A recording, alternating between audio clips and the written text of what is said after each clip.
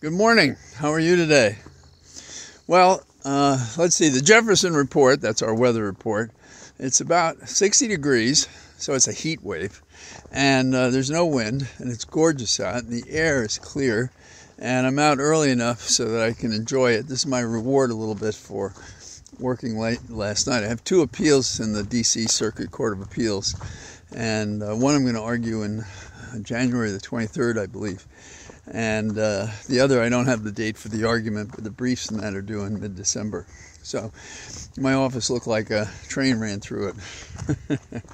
My home office. My office in our firm, I went in to put some of the documents together. So it's been a busy work period. So this is kind of a reward to be out this early in the day when it's warmer and the light is good. So that's nice. And there's some good news from the Hill. The Ethics Committee finally figured out that Santos was a bad deal, not so Holly Santos, and he's the guy who lied about everything you could conceive of, and some of his staff are apparently being investigated, maybe even already charged, for what they did, knowing that what they were doing was also, shall we say, unlawful, if not outright criminal. And so he's decided not to run for re-election. Now there's a wise move, huh? And those of you carnivores out there, I want you to know that you should follow Martha Stewart. She's not having any turkey this year. She's all turkeyed out. Now, of course, in her case, she apparently has already cooked 12 turkeys on whatever show she's on, and she called up because several people were sick and couldn't come to her house for Thanksgiving. She just called off the whole thing. So she'll go visit others. Can you blame her? Now, we're having savory stuffed plant turkeys, and I've gotten grief over the years. I've been doing this since I was 40. That is vegetarianism. I started out as a vegan, and if I add milk to coffee and stuff like that, then I have to consider how strict I am, but I try to watch it. I think it makes sense to watch it. So, people said, what can you do at Thanksgiving? I said, if you take away the turkey, everything else is a carbohydrate or a vegetable, a fruit, or whatever. I mean, so what's the big deal? And not everybody agrees with me, but we're taking up and wasting so much land mass by tearing down trees, which are the lungs of the world, if you will. And without them, how about oxygen? People don't believe that we could actually compromise the availability of, air, water, soil. But we do, and we are treacherously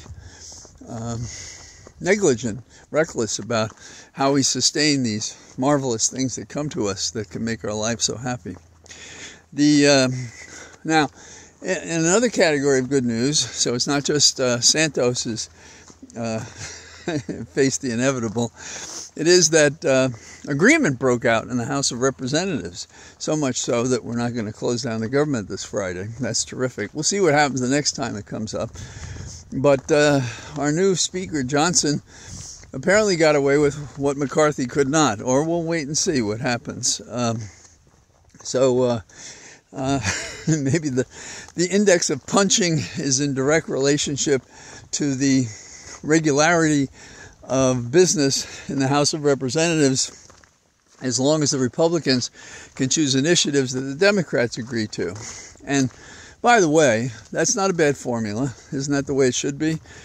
And I don't know, we should start popping the corks and celebrating it, given how absolutely unreliable these people are. One of my concerns, and you've heard me talk about it, has to do with pain medication. And the representation is basically made.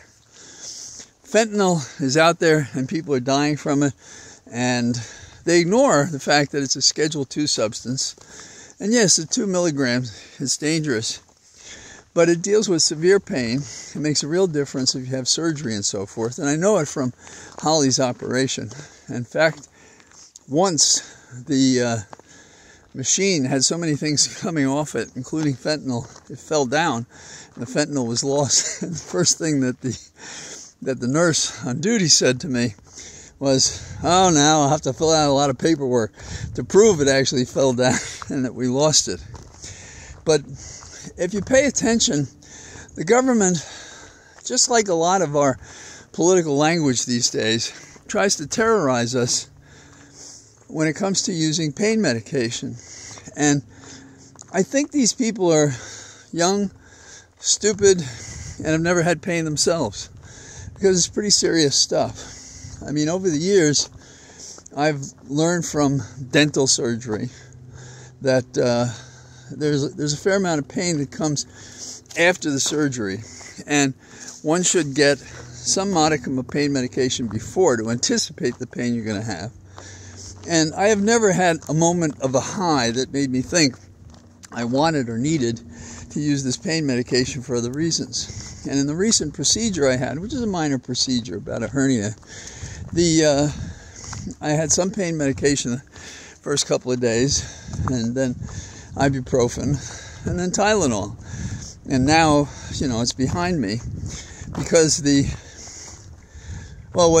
tissue and everything that had to figure its way around inside my body has sorted things out, and so now I can hurt myself in other ways. I can run too hard or lift too much weight or something like that. But so I'm very upset that the government has criminalized some of the best methods to deal with pain, and they always put it on fentanyl, and then they use it for other reasons, like, oh, China, fentanyl is made there. Well, I suppose it is, and they report it is, but it's also coming in through Mexico. And the real problem with the fentanyl is when you take it and don't know it's in the pill you take, because you're getting a black market oxycodone pill, which has in it perhaps fentanyl, which it should not. And why it's put in there, I don't know. Maybe it increases street value if people get a kick up to and including an overdose. So we should learn to make the differences that matter when it comes to health and dealing with the pain that happens when you do surgery, or you have a nerve disease, or you do one of the various things we can do to this walking, talking meat as we get older that causes pain and sometimes terrible suffering. And but for pain medication, people will commit suicide. And so they wonder where the suicides come from. Well, there are a lot of reasons for that. And it's not just because people are taking medication. And people overdose sometimes because they purposefully can't take it anymore.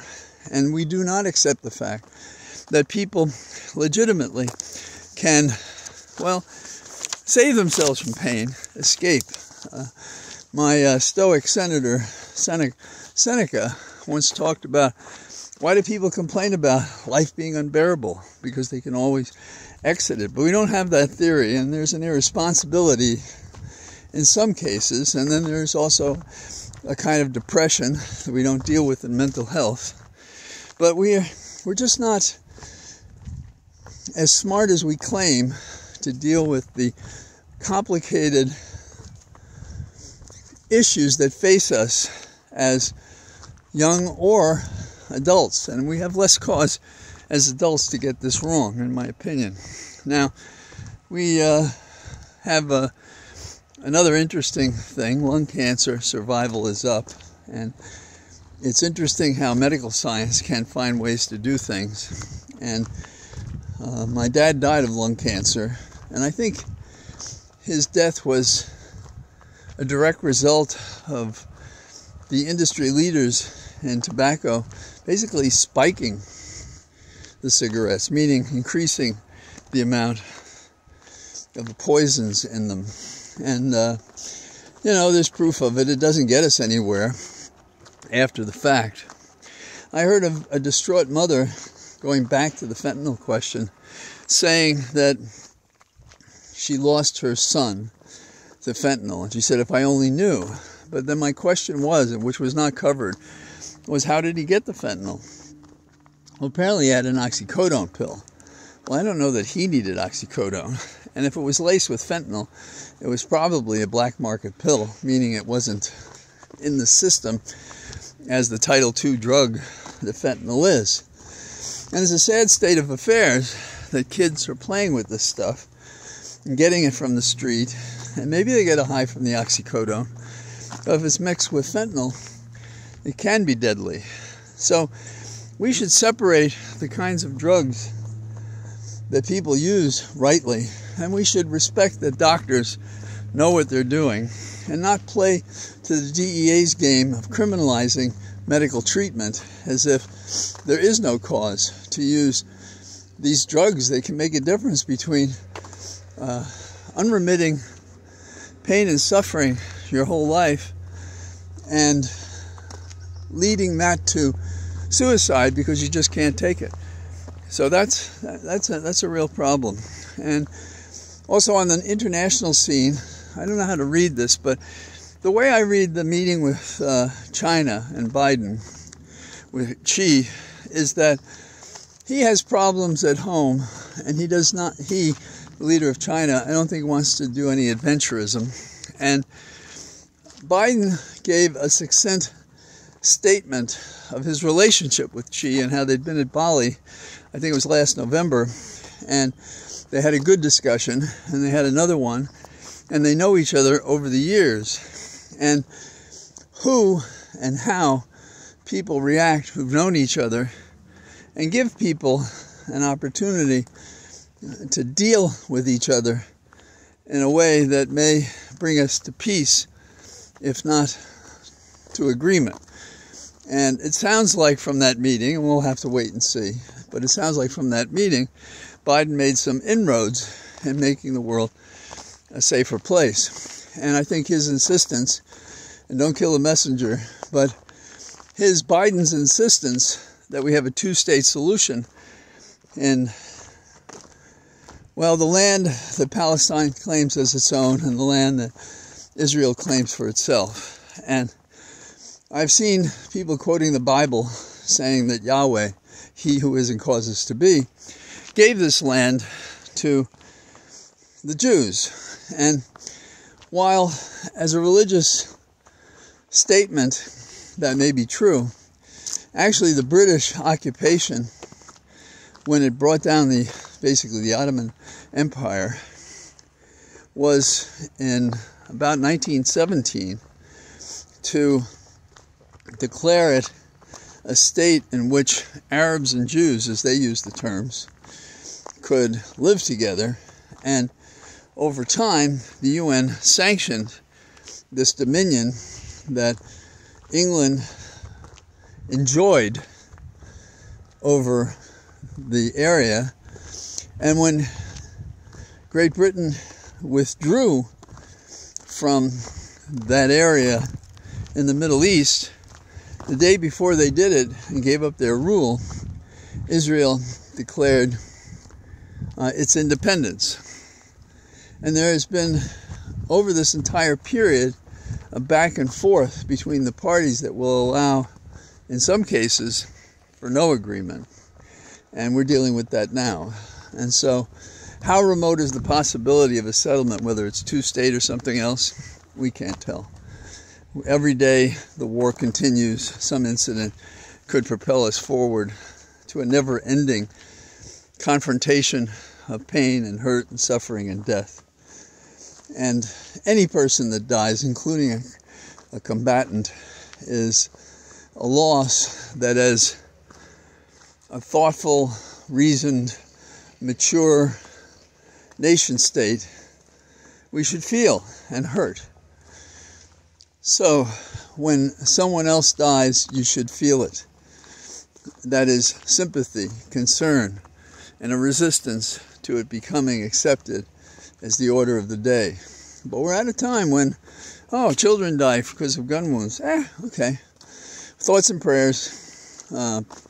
People say the most outrageous things. Thoughts and prayers. We have to learn to take the standards by which we live and believe that others should as well particularly when almost all the standards that we're talking about have been reduced to writing and laws that were chosen by representative assemblies, and a constitution that has been amended and revised over the years, presumably to reflect an ever-perfecting aspect of our wishes and hopes and dreams for our great nation. And our great nation is great as it's become more democratic, as we become more equal, as we listen and agree and compromise. The blood of a democracy is compromise. The blood that is shed of an autocracy is might makes right. So, here I am out here today, this beautiful weather, and from my cathedral of trees, if my cases don't get in the way, I'll talk to you tomorrow. Bye-bye.